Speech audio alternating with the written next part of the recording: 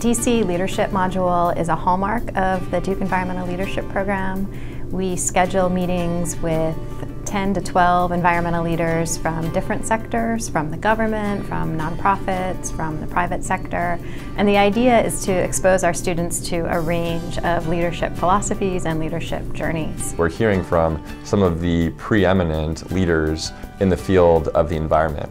We're seeing the folks who are really being impactful in moving forward towards greater sustainability and towards solving environmental problems and challenges. They're really inspirational. I mean, it's not every day that you get to sit down with CEOs and pretty impressive leaders of these massive organizations, public entities, government, non-governmental, and really just get into kind of what they're doing in their organization, but what their personal journey was to get there, as well as what they see as kind of the most important tools and tricks and tips that they can provide for us as we kind of begin our leadership journey. The module in DC has been amazing. I think the opportunity to spend time with people who are leaders in their fields, hearing not only how they approach leadership, but the challenges that they faced, how they've developed over their career, that has been truly amazing for me, and I think for the cohort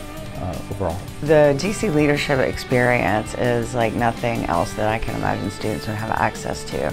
Having the opportunity to meet with a wide variety of leaders in a wide variety of fields. And one of the things that I think is so interesting is the commonalities that we see with the leaders and how there really are certain characteristics and certain habits that can be learned in order to enhance one's leadership skills. So they're getting a valuable experience there. There is no one path to leadership. I think the different leaders have all sort of taken different journeys to get where they are.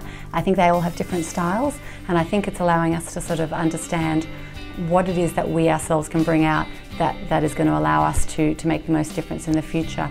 The reason that the DC leadership session is so important to our students is they're really able to see a different leadership journey than maybe what they would have expected for themselves enrolling in the program.